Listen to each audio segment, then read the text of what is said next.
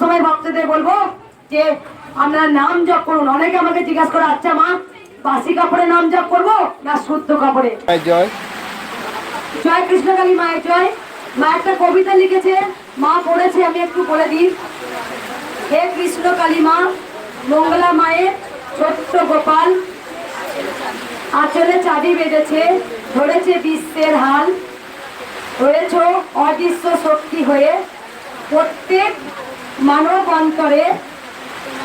তোমাতে বিশ্বাস না জন্মালে অনেকে মাটির মূর্তি বলে মনে করে। অষ্টতর শতনাম থাকলেও পরিতে হয়ে এসেছে তুমি কৃষ্ণ কালী মা।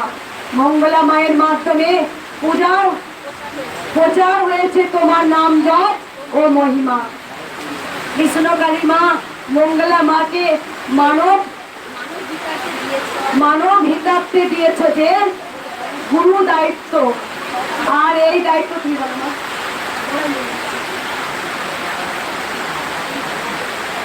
আর এই দায়িত্ব পালনে মঙ্গল ব্যাগটা রাখলে রাখো না মা, ব্যাগটা হাতে সব খোলা মোলা দিয়ে রেখে রাখ, এত রাখা জায়গা ফুলা নিয়ে কবিতা বলছে। হে কৃষ্ণকালী মা, মঙ্গলা মায়ের ছোট্ট গোপাল, আঁচলে চাবি বেঁধেছে, ধরেছে বিশ্বের হাল, রয়েছে অদৃশ্য শক্তি হয়ে প্রত্যেক মানব অন্তরে। তোমাকে বিশ্বাস না জন্মালে অনেকে মাটির মূর্তি বলে মনে করে। অষ্টতর শত নাম থাকলেও পরিতে হয়ে এসেছ তুমি কৃষ্ণ কালী মা। মঙ্গলা মায়ের মাধ্যমে প্রচার হয়েছে তোমার নাম জপ ও মহিমা। কৃষ্ণ কালী মা মঙ্গলা মাকে মানব গীতার্থে দিয়েছে যে গুরু দায়িত্ব, আর এই দায়িত্ব পালনে মঙ্গলা মা হয়েছে প্রতীক্ষাবদ্ধ। সেজন্য মঙ্গলা মাকে অনেক শারীরিক ও মানসিক অত্যাচার সইতে হয়েছে, কিন্তু কৃষ্ণকালী মায়ের আশীর্বাদে মঙ্গলা মা তা সব পার করতে পেরেছে। ভারতে প্রায় 140 কোটি লোক আছে, মা তো যায়নি কারোর ঘরে।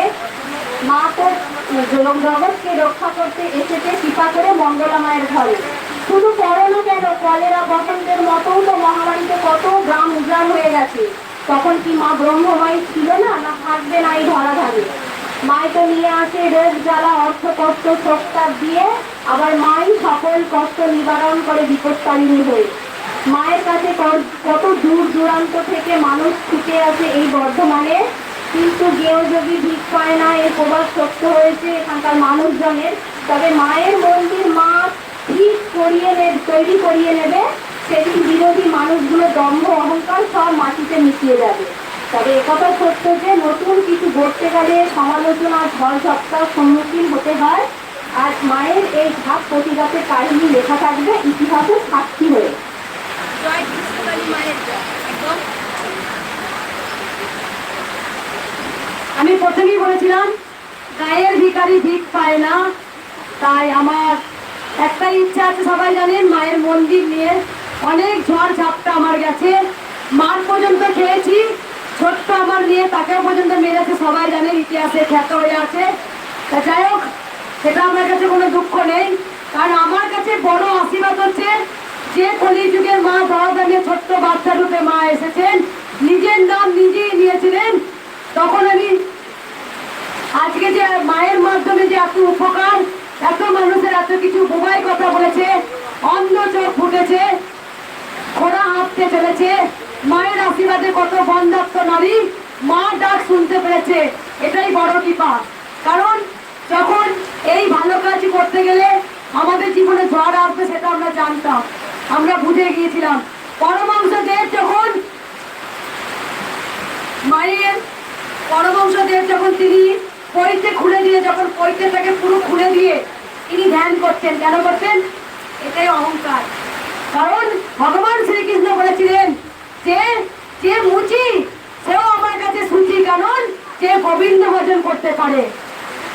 পরমহংসদেব যখন তিনি টুপি পরে নামাজ পড়েছিলেন, তখন ওনাকেও পাটকেল খেতে হয়েছিল, ইট খেতে হয়েছিল, আমাকে আমাকেও মার খেতে হয়েছিল।